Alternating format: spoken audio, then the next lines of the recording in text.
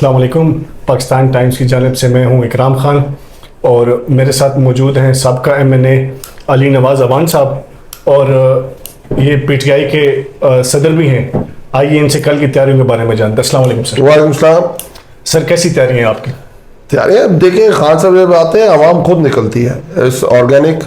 और अब देखिएगा जिस तरह लाहौर जब खान साहब निकले किस तरह पूरा लाहौर उमड़ आया। तो कल इंशाल्लाह ताला प्यार करते हैं खान साहब से इस्लामाबाद के लोग। और आपने देखा कि किस तरह तीनों सीटें इमरान खान जीते। सबसे बड़ा जब खान साहब को हटाया गया 9 अप्रैल को, तो आपने देखा स्पॉन्टेनियस ऑर्गेनिकली लोग निकले। लीडरशिप बाद में निकली, लोग पहले निकले। तो 26 मार्च आपको लॉन्ग मई आपको याद होगा कि किस तरह खान साहब का वेलकम किया गया। 25 मई को जब लॉन्ग मार्च लेके आए खान साहब, पूरे लोग में फैमिलीज खड़ी थी, फूल फेंक रही थी, किस जश्न की तरह खान साहब को आगे लाया गया।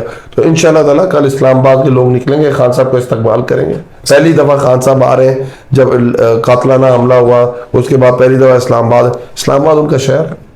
माशाल्लाह। सर गिरफ्तारियों के लिए तैयार हैं? इंशाल्लाह ताला जी। सबसे मैंने कहा इस्लामाबाद में as a regional president, as an ex MNA, as an PTI worker, इंशाल्लाह ताला 4 हमारी डेट अनाउंस होगी। 4 मार्च खान साहब ने डेट दे दी है। इंशाल्लाह आप देखेंगे कि सबसे पहले गिरफ्तारी मैं दूंगा, उसके बाद हमारी तंजीम देगी और उसके बाद पाकिस्तान तहरीक इंसाफ के इस्लामाबाद के लोग, आम लोग जो हमारे पास, मैं आपको बता नहीं सकता, जो हमने ऑनलाइन रजिस्ट्रेशन शुरू की, जो हमारे इस्लामाबाद के लोग सेंट्रल ऑफिस आके, हमारी तंजीम के लोग, जिस तरह उन्होंने अपनी रजिस्ट्रेशन कराई है, हजारों की तादाद में लोग इस्लामाबाद से जेल जाने को तैयार हैं। सर वॉलेंटियरली हमने देखा है कि जो यूथ है, और आप खुद माशाल्लाह से बहुत मोटिवेटेड लग रहे हैं। इन केस हमारी मरकजी क़यादत और मोस्ट ऑफ द क़यादत हमारी जेल में होती है और इलेक्शन अनाउंस हो जाता है, तो इस सिलसिले में फिर आपकी क्या स्ट्रेटजी? यार क्या हुआ, जेल भी हिस्सा है इस प्रोसेस का। आप जेल क्यों जा रहे हैं, आप पहले समझने की जरूरत है कि जब पाकिस्तान में कॉन्स्टिट्यूशन को जूते की नोक पे रख दिया जाए, जब पाकिस्तान के सारे कानून बलाए ताक रख दिए जाए, जब जुल्म का निज़ाम हो, जबर का निज़ाम हो, जिस मुल्क में फंडामेंटल राइट सस्पेंड हो, जिस मुल्क के एक्स प्राइम मिनिस्टर के ऊपर कातलाना हमला हो और उसकी एफआईआर ना काटी जा रही हो, जिस मुल्क के अंदर आज़ाद मीडिया जिसमें बोल है, जिसमें AR है, बाकी JNN है, चैनल्स को बंद किया जा रहा, जिस मुल्क में अरशद शरीफ को पहले पाकिस्तान से मजबूर कर दिया वो चला जाए और उसके बाद उसकी शहादत हो जाए, इमरान खान रियाज के ऊपर पूरे पाकिस्तान में गद्दारी के पर्चे हों, जिस मुल्क के अंदर बोल TV के एंकर आमिर जमील को नंगा करके मारा जाए, जिस मुल्क में सीनियर तनीर तजिया निगार अयाज अमीर को मार कुटाई का निशाना बनाया जाए, जिस मुल्क में समी इब्राहिम जैसे आदमी को आपके AFI के हमारे, उनका नाम मुझे याद नहीं रहा, उनको आप ऑफर कर दिया जाए।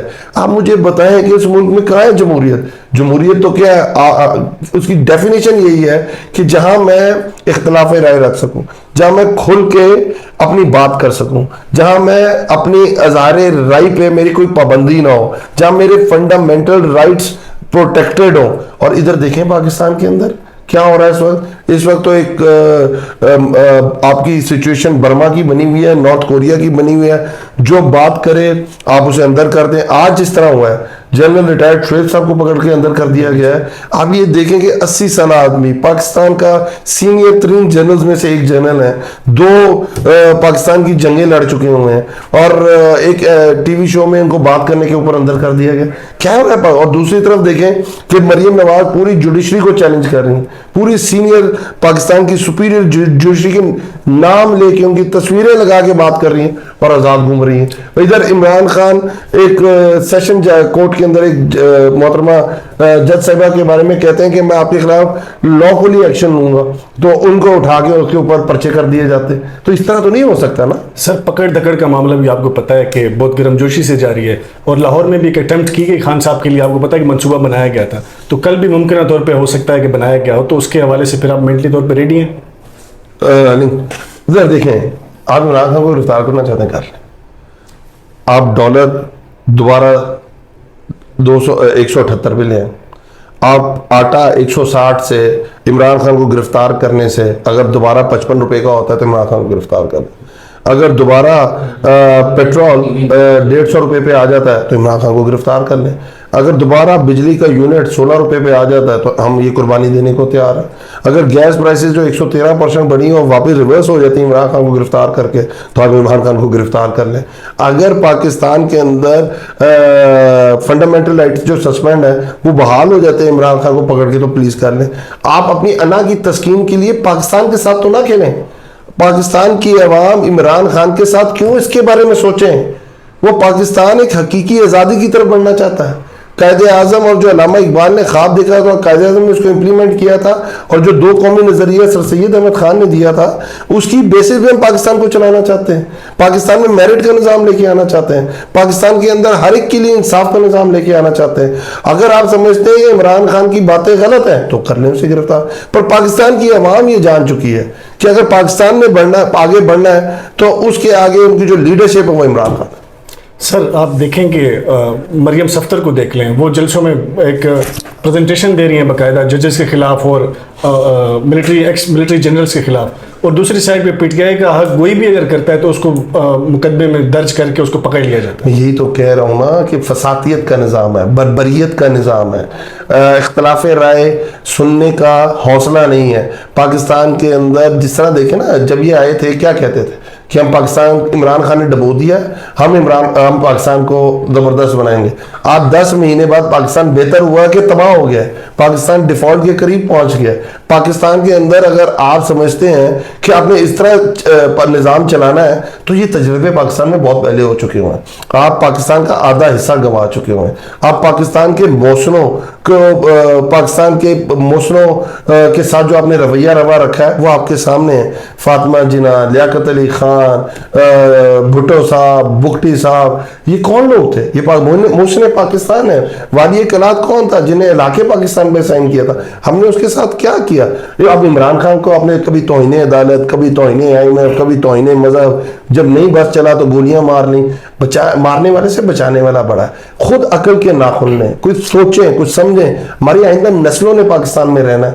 आए मुकाबला करें। जमहूरियत के अंदर पॉलिटिकल पार्टीज का अंदर मुकाबला होता है। आपने कल देखा जामपुर का इलेक्शन, पूरी पार्टियां एक तरफ और तरीके साहब एक तरफ खड़ी। और उसमें क्रक्स क्या है? क्रक्स ये है, जब आप लोगों ने ये चीज समझ ली है कि जब अवामी मैंडेट को आप रद्द करेंगे तो अवाम आपको इलेक्शन में जलील और रसवा करेगी। सर कल यूथ के लिए पैगाम दे दें, कल खान साहब आ रहे हैं तो आप यूथ के लिए प्लीज़।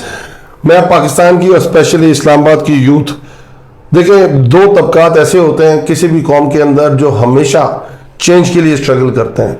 एक हमारी ख़वातीन जो सबसे ज़्यादा रोल प्ले करती हैं, और दूसरा यूथ। ख़वातीन अपनी आने वाली नस्ल की, किसी भी मुल्क की तरक्की के लिए, अपनी आने वाली नस्ल के लिए स्ट्रगल का हिस्सा बनती हैं, और यूथ अपने फ्यूचर के लिए।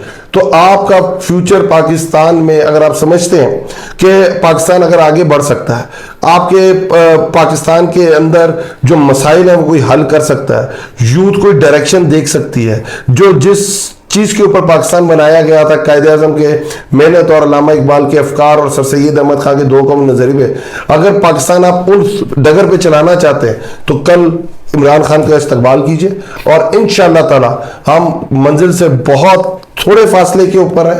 वो हमारे सियासत में एक नारा होता है, गिरती हुई दीवार को एक धक्का और दो, और ये आखिरी धक्का। Thank you so much for your time sir. Pakistan times की तरफ से बहुत शुक्रिया। Thank you.